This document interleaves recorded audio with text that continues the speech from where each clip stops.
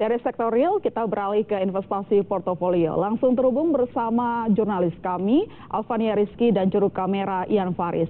Alfa, masuk ke tren zona merah. Adakah yang menjadi energi positif bagi pergerakan indeks harga saham gabungan dan rupiah hari ini?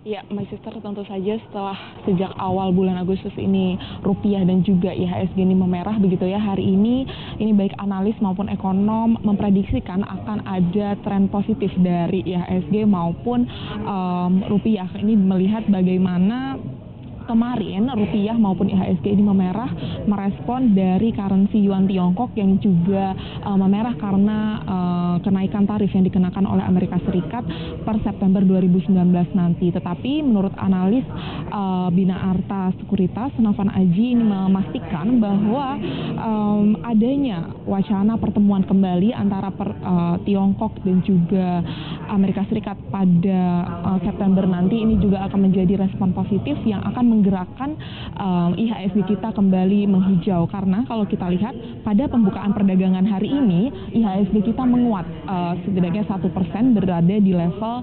6.192 setelah sebelumnya kemarin ini melemah pada penutupan perdagangan yaitu 0,91% di level 6.100. Kita akan nantikan apakah IHSG ini akan merespon begitu ya, pasar keuangan kita akan merespon bagaimana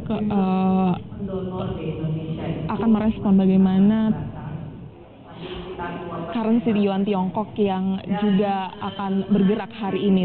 Kemudian dari IHSG kita akan lihat bagaimana rupiah juga dipastikan menguat berada di range 14.200 hingga 14.300. Ini meminjam analisis dari ekonom Permata Bank Joshua Pardede yang menyatakan bahwa rupiah ini akan menguat hari ini berkaitan dengan adanya pernyataan dari Bank Sentral of China yang menyatakan bahwa tidak akan menggunakan yuan Tiongkok sebagai antisipasi terkait dengan memanasnya perang dagang.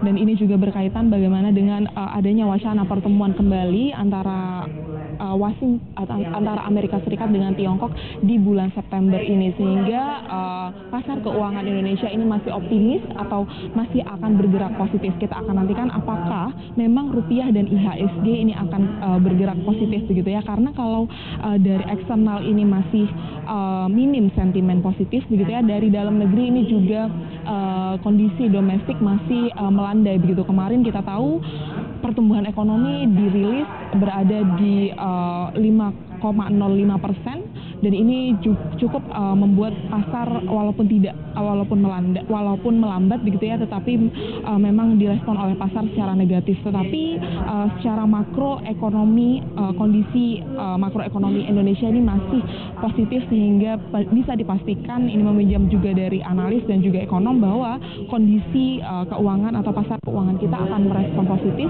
terkait dengan masih berlangsungnya perang dagang antara Amerika Serikat dan juga Tiongkok. My Sister.